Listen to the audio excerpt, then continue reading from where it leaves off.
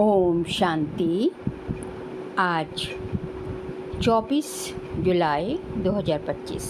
आज के ईश्वरीय महावाक्यों में हमारे परमपिता परमात्मा शिव कहते हैं, मीठे बच्चे, तुम इस पढ़ाई से अपने सुखधाम जाते हो।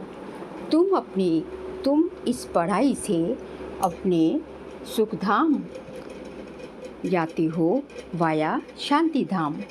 यही तुम्हारी एम ऑब्जेक्ट है, ये कभी नहीं भूलनी चाहिए। प्रश्न, तुम बच्चे साक्षी होकर इस समय ड्रामा की कौन सी सीन देख रहे हो? उत्तर है, इस समय ड्रामा में टोटल दुख की सीन है। अगर किसी को सुख है भी तो अल्पकाल का विष्टा समान, बाकी दुख ही दुख है। तुम बच्चे अभी रोशनी में आए हो, जानते हो सेकंड बाय सेकंड बेहद सृष्टि का चक्र फिरता रहता है। एक दिन ना मिले दूसरे से सारी दुनिया की एक्ट बदलती रहती है, नई सीन चलती रहती है।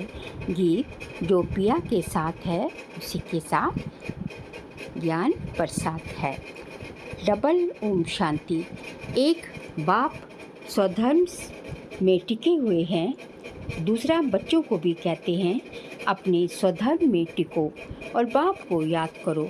और कोई ऐसे कह ना सके कि स्वधर्म में टिको। तुम बच्चों की बुद्धि में निश्चय है, निश्चय बुद्धि विजयंती, वही विजय पाएंगे। काहे की विजय पाएंगे? बाप के वर्षे की। स्वर्ग में जाना ये है बाप के वर्षे की विजय पाना, बाकी है पथ के लिए पुरुषार्थ। स्वर्ग में जाना तो जरूर है। बच्चे जानते हैं ये छीछी दुनिया है, बहुत अथाह दुख आने वाले हैं।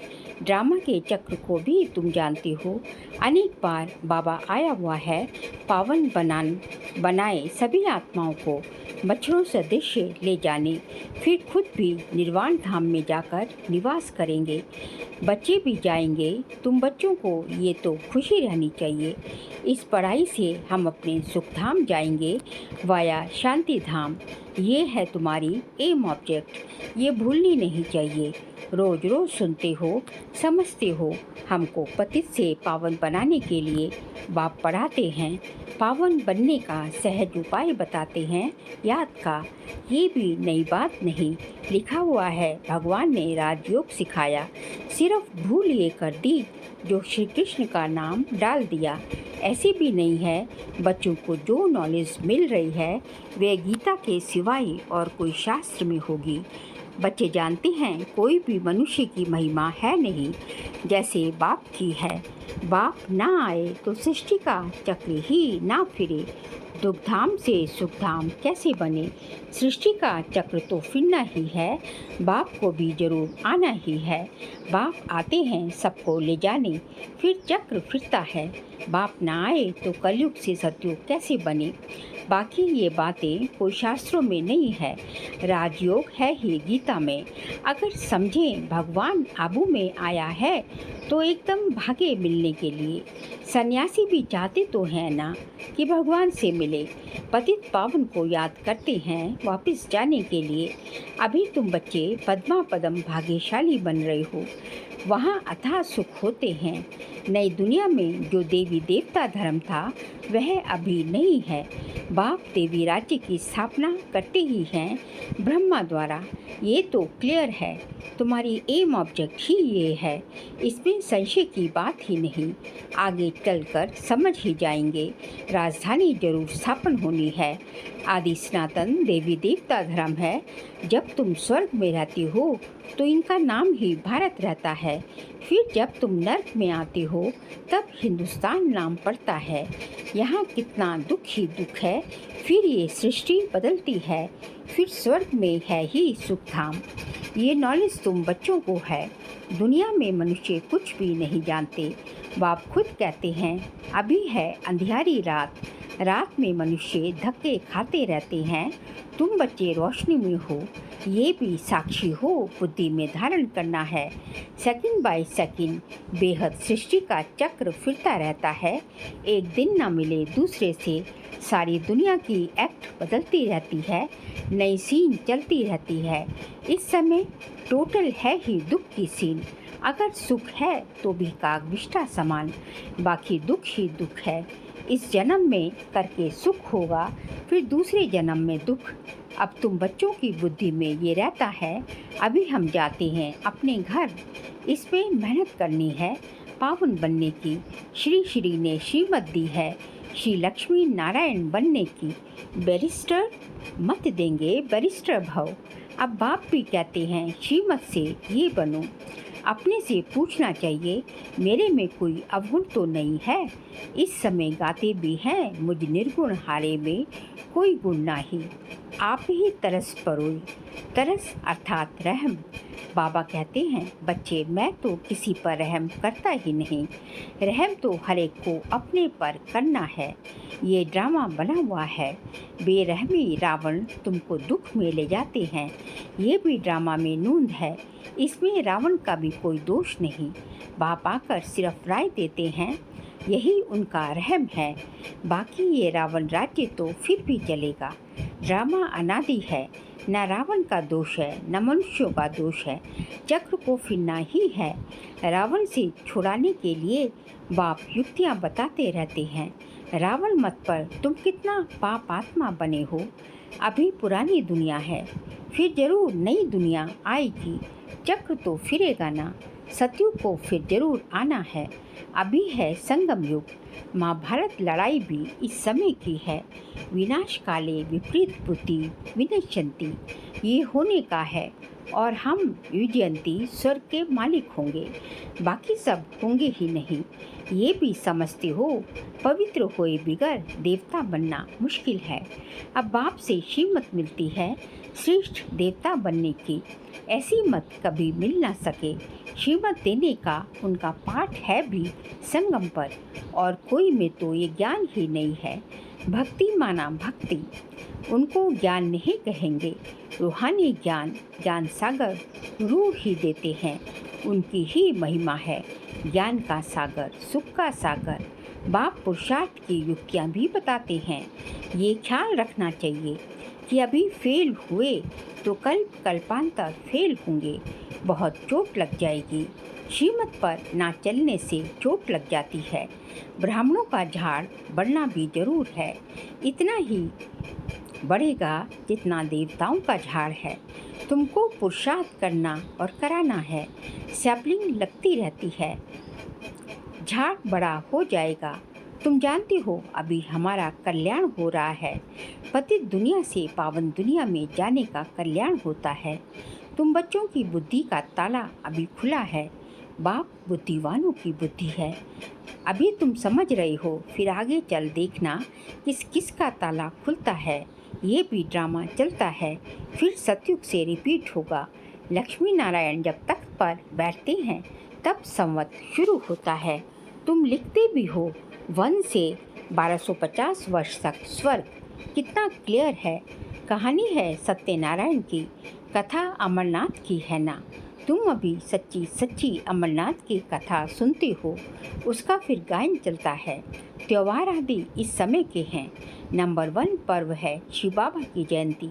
कलयुग के बाद जरूर बाप को आना पड़े दुनिया को चेंज करने। चित्रों को कोई अच्छी रीति से देखे, कितना पूरा हिसाब बना हुआ है। तुमको ये खातरी है, जितना कल पहले पुरुषार्थ किया है उतना करेंगे जरूर। साक्षी हो, औरों का भी देखेंगे। अपने पुरुषार्थ को भी जानते हैं, तुम भी जानते हो। स्टूडेंट अपनी पढ़ाई को नहीं जानते होंगे। दिल खाएगी जरूर कि हम इस सब्जेक्ट में बहुत कच्चे हैं, फिर नापास हो जाते हैं। इम्तिहान के टाइम जो कच्चे होंगे उनकी दिल धड़कती रहेगी। तुम बच्चे भी साक्षात्कार करेंगे, परंतु नापास तो हो ही गए ना, कर क्या सकते हैं। स्कूल में नापास होते हैं तो संबंधी भी नाराज, टीचर भी नाराज होता है। कहेंगे हमारे स्कूल से कम पास हुए तो समझा जाएगा कि टीचर इतना अच्छा नहीं, इसलिए कम पास हुए। बाबा भी जानते हैं सेंटर्स पर कौन कौन अच्छी टीचर है, कैसे पढ़ाती है, कौन कौन अच्छी रीति पढ़ा कर ले आती है, सब मालूम पड़ता है। बाबा कहते बादलों को लाना है, छोटे बच्चों को ले आएंगे तो उनमें मोह रहेगा। अकेला निकल कर आना चाहिए तो बुद्धि अच्छी रीति लगी रहे। बच्चों को तो वहाँ भी देखते रहते हैं। बाप कहते हैं ये पुरानी दुनिया तो कब्रिस्तान होनी है, नया मकान बनाते हैं तो बुद्धि में रहता है ना हमारा नया मकान बन रहा है। धंधा आदि तो करते रहते हैं परंतु बुद्धि नए मकान तरफ रहती है, चुप कर तो नहीं बैठ जाते। वह है हद की बात, ये है बेहद की बात। हर कार्य करते हुए स्मृति रहे कि अभी हम घर जाकर फिर अपनी राजधानी में जाएंगे तो अपार खुशी रहेगी। बाप कहते हैं बच्चे अपने बच्चों आदि की संभाल भी करनी है परंतु बुद्धि वहाँ लगी रहे। याद ना करने से फिर पवित्र भी नहीं बन सकते। याद से पवित्र, ज्ञान से कमाई। यहाँ तो सब है पतित, दो किनारे हैं। बाबा को खिवैया कहते हैं परंतु अर्थ नहीं समझते। तुम जानते हो बाप उस किनारे ले जाते हैं। आत्मा जानती है हम अब बाप को याद कर बहुत नज़दीक जा रहे हैं। खिवैया नाम भी अर्थ सहित रखा है ना। ये सब महिमा करते हैं, नैया मेरी पार लगाओ। सतयुग में ऐसे कहेंगे क्या, कलयुग में ही पुकारते हैं। तुम बच्चे समझते हो, बेसमझ को तो यहाँ आना नहीं है। बाप की सख्त मना है, निश्चय नहीं तो कभी नहीं ले आना चाहिए। मधुबन की बात हो रही है बाबा मिलन की। निश्चय नहीं तो कभी नहीं लेकर आना चाहिए, कुछ भी समझेंगे नहीं। पहले तो 7 रोज का कोर्स दो, कोई को तो 2 रोज में भी 3 लग जाता है। अच्छा लग गया तो फिर छोड़ेंगे थोड़े ही, कहेंगे हम 7 रोज और भी सीखेंगे। तुम झट समझ जाएंगे ये स्कूल का है। तेज बुद्धि जो होंगे वह कोई बात की परवाह नहीं करेंगे। अच्छा एक नौकरी छूट जाएगी दूसरी मिलेगी। बच्चे दिल वाले जो होते हैं उनकी नौकरी आदि छूटती ही नहीं, खुद ही वंडर खाते हैं। बच्चियाँ कहती हैं हमारे पति की बुद्धि फेरो। बाबा कहते हैं मुझे मत कहो, तुम योग बल में रहे फिर बैठ ज्ञान समझाओ। बाबा थोड़ी ही बुद्धि को फेरेंगे, फिर तो सभी ऐसे धंधे करते रहेंगे। जो रस्म निकलती है उसको पकड़ लेते हैं। कोई गुरु से किसको फ़ायदा हुआ सुना तो बस उनके पीछे पड़ जाते हैं। नई आत्मा आती है तो उनकी महिमा तो निकलेगी ना, फिर बहुत फॉलोअर्स बन पड़ते हैं। इसलिए इन सब बातों को देखना नहीं है, तुमको देखना है अपने को। हम कहाँ तक पढ़ते हैं ये तो बाबा डिटेल में जैसे चिट-चैट करते हैं। बाकी सिर्फ कह देना बाप को याद करो, ये तो घर में भी रह कर सकते हो। लेकिन ज्ञान का सागर है तो जरूर ज्ञान भी देंगे ना। ये है मुख्य बात, मन मना भव। साथ में सृष्टि के आदि मध्य अंत का राज भी समझाते हैं। चित्र भी तो इस समय बहुत अच्छे अच्छे निकले हैं, उनका भी अर्थ बाप समझाते हैं। विष्णु की नाभि से ब्रह्मा को दिखाया है, त्रिमूर्ति भी है, फिर विष्णु की नाभि से ब्रह्मा, ये फिर क्या है। बाप बैठ समझाते हैं वह ये राइट है या रॉन्ग है। मनो में चित्र भी ढेर बनाते हैं, कोई कोई शास्त्रों में भी चक्र भी दिखाया है, परंतु कोई ने कितनी आयु लिखती है, कोई ने कितनी। अनेक मत मतांतर हैं, शास्त्रों में हद की बातें लिखती हैं। बाप बेहद की बात समझाते हैं कि सारी दुनिया में है रावण राज्य। ये तुम्हारी बुद्धि में ज्ञान है। हम कैसे पतित बने फिर पावन कैसे बनते हैं। पीछे फिर और धर्म आते हैं, अनेक वैरायटी है, एक ना मिले दूसरे से। एक जैसे फीचर्स वाले 2 हो ना सके। ये बना बनाया खेल है जो रिपीट होता रहता है। बाप बच्चों को बैठ समझाते हैं, टाइम थोड़ा होता जाता है, अपनी जांच करो हम कहाँ तक खुशी में रहते हैं। हमको कोई विकर्म नहीं करना है, तूफान तो आएंगे। बाप समझाते हैं बच्चे अंतर्मुख होकर अपना चार्ट रखो तो जो भूले होती हैं उनका पश्चाताप कर सकेंगे। ये जैसे योग बल से अपने को माफ़ करते हो। बाबा कोई क्षमा या माफ़ नहीं करते। ड्रामा में क्षमा अक्षर ही नहीं है। तुमको अपनी मेहनत करनी है। पापों का दंड मनुष्य खुद ही भोगते हैं, क्षमा की बात ही नहीं। बाप कहते हैं हर बात में मेहनत करो।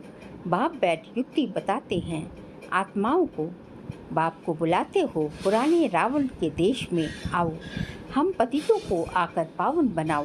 परंतु मनुष्य समझते नहीं, वह है आसुरी संप्रदाय, तुम हो ब्राह्मण संप्रदाय, देवी संप्रदाय बन रही हो। पुरुषार्थ भी बच्चे नंबरवार करते हैं, फिर कह देते इनकी तकदीर में इतना ही है, अपना टाइम वेस्ट करते हैं। जन्म जन्मांतर कल्प कल्पांतर ऊंच पद पा नहीं सकते। अपने को घाटा नहीं डालना चाहिए, क्योंकि अभी जमा होता है, फिर घाटे में चले जाती हो। रावण राज्य में कितना घाटा होता है। अच्छा, मीठे मीठे सिखिलदे बच्चों प्रति माता पिता बाप दादा का याद प्यार और गुड मॉर्निंग। रूहानी बाप की रूहानी बच्चों को नमस्ते। हम रूहानी बच्चों की रूहानी बाप दादा को नमस्ते नमस्ते, गुड मॉर्निंग। शुक्रिया बाबा, शुक्रिया। सार किलो पॉइंट्स हैं। अंतर्मुखी बन अपनी जांच करनी है, जो भी भूलें होती हैं उनका दिल से पश्चाताप कर योग बल से माफ़ करना है, अपनी मेहनत करनी है। सेकंड पॉइंट, बाप की जो राय मिलती है उस पर पूरा चलकर अपने ऊपर आप ही रहम करना है।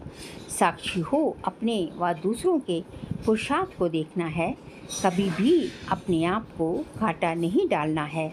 आज का बाबा का वरदान है, विश्व कल्याण की भावना द्वारा हर आत्मा की सेफ्टी के प्लान बनाने वाले सच्चे रहम दिल भव।